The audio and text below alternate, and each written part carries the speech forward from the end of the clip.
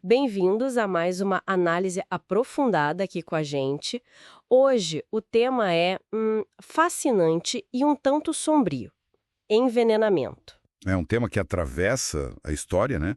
Cheio de intrigas. Exato. E a gente vai dar um foco especial numa substância bem conhecida pela sua letalidade: o cianeto. Para essa conversa, a gente pegou um material bem diverso. Tem capítulo de livro sobre crimes de envenenamento. Sim, e artigos mais técnicos sobre a química do HCN e a intoxicação. Isso, e até uma tabela de antídotos para a gente entender o combate. A nossa ideia aqui é, desvendar como o veneno foi usado, sabe? Entender a ciência do cianeto. Incluindo aquela confusão se é orgânico ou inorgânico, que é bem curiosa. Sim. E como ele mata, claro. E como a ciência forense corre atrás para detectar e tratar. Bora lá então. O envenenamento sempre pareceu uma coisa meio cruel, né? Dissimulada. Com certeza. Envolve traição, confiança quebrada. A própria palavra veneno, do latim venenum, já é ambígua. Verdade. Podia ser poção do amor, remédio ou veneno mesmo. E o grego fármacon também, né? Cura ou morte, na mesma palavra. Exato. Essa dualidade é antiga. E parece que o uso vem lá da pré-história, primeiro com plantas para caça, imagina. Provavelmente. E depois, claro, para fins medicinais ou criminosos. A mitologia tá cheia disso. A Medeia, por exemplo, com os presentes envenenadas. Clássico da vingança. E na história real, tem Sócrates bebendo cicuta, Nossa, verdade. Cleópatra, que ainda debatem qual veneno usou, Talvez uma mistura potente. e Mitridates VI, que tentava se imunizar tomando veneno aos pouquinhos. Uma ideia ousada. Ousada e perigosa. E aí, chegando em Roma, Em Roma o negócio ficou sério entre os poderosos. Nero é um caso famoso. com a ajuda da Locusta, né? A envenenadora. Exatamente. Ela era a especialista. Dizem que ajudou a eliminar o meio-irmão dele, britânico. Caramba! Pulando no tempo, na Renascença, tem a Júlia Tofana. Isso, com a água tofana. Uma mistura discreta, arsênico, chumbo, beladona. Para ajudar mulheres a se livrarem de maridos abusivos, né? Que história! Pois é. Olha o padrão aí de novo. Poder, vingança, solução oculta. Bem mais tarde, no século XIX, a Mary Ann Cotton, na Inglaterra. Essa usava arsênico, se não me engano. Arsênico, sim. Para matar maridos, filhos e pegar o dinheiro do seguro. A confiança era a arma dela. Que coisa macabra! E isso não parou no tempo, né? Casos mais recentes continuam chocando. E infelizmente não. Graham Young, no século XX, o envenenador das xícaras de chá. Uma obsessão por venenos desde criança. Aqui no Brasil também tivemos casos horríveis. O menino Bernardo Boldrini. Sim, uma superdosagem de midazolam, que é um sedativo. Um caso muito triste. E aquela contaminação da cerveja com ditilenoglicol foi um susto. Foi. E demorou para identificarem a causa. Teve também a Linda-se Viegas, com os bombons com chumbinho. Nossa, chumbinho é terrível. E aquele caso mais recente em Goiás, da Amanda Partata, que usou veneno na comida? O padrão se repete: dissimulação, dificuldade inicial de diagnóstico. E a exposição acidental também, né? A Botkiss é um exemplo trágico disso, com o cianeto na fumaça. Exatamente. A queima da espuma liberou o cianeto de hidrogênio, o HCN, fatal para muita gente ali. Falando nele, então, o cianeto. O que ele faz exatamente na célula? Por que é tão rápido e letal? Bom, o cianeto, o CN-, ele é o que chamamos de toxina mitocondrial.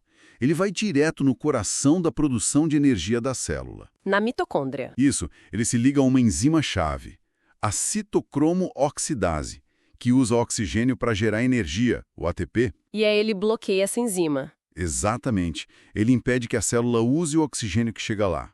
Mesmo que tenha oxigênio no sangue, a célula não consegue usar. É como se ela sufocasse por dentro. Nossa Senhora. Uma hipóxia... Histotóxica, que chamam. Perfeito. Hipóxia histotóxica. O tecido não consegue usar o oxigênio. Isso leva a uma produção desesperada de energia sem oxigênio, gerando muito ácido lático. E uma crise energética geral no corpo, afetando o cérebro, o coração. Rapidamente. Por isso a letalidade alta e a rapidez dos sintomas. Entendi a gravidade. E as fontes de exposição? Além da fumaça de incêndios que você mencionou? Pode ser por contato com sais de cianeto, tipo cianeto de potássio, usados em algumas indústrias, sabe? ou até em mineração. Acidental ou intencional, né? Sim. E tem alguns medicamentos, tipo o nitroprussiato, que em doses altas ou uso prolongado podem liberar cianeto no corpo. E fontes naturais, ouvi falar de sementes. Sim, sementes de maçã, caroço de pêssego, damasco, elas contêm compostos que podem liberar cianeto se ingeridas em grandes quantidades. E a mandioca brava, claro, se não for processada corretamente. Interessante. E aquela questão da classificação química que a gente falou no início, orgânico ou inorgânico? Ah, essa é ótima. O HCN, cianeto de hidrogênio, tem carbono, hidrogênio, nitrogênio. Parece orgânico, né? Elementos da vida. Mas a Wikipedia diz que é inorgânico. Pois é.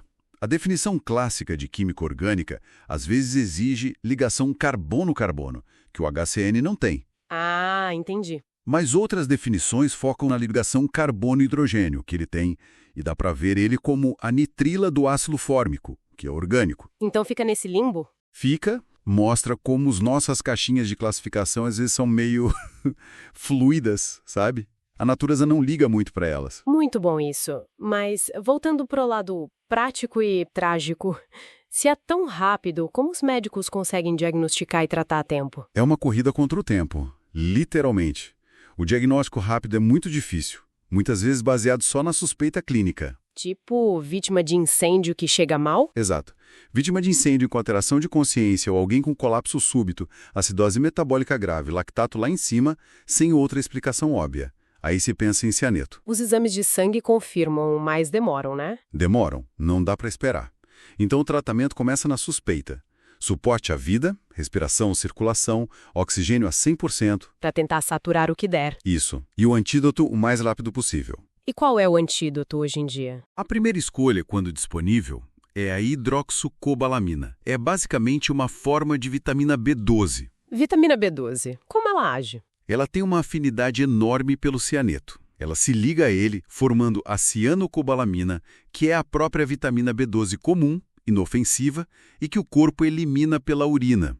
Funciona como um sequestrador do cianeto, então? Exatamente. É bem seguro e eficaz.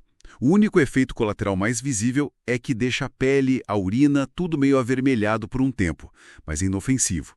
E aqueles kits mais antigos, com nitritos?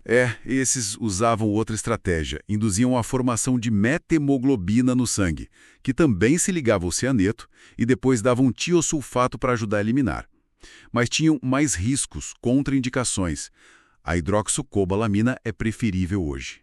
Entendi. Então, para a gente ir fechando, a história do veneno é longa, cheia de traição, poder. E se mistura com a história da humanidade, né? Totalmente. O cianeto se destaca pela ação rápida, celular, letal.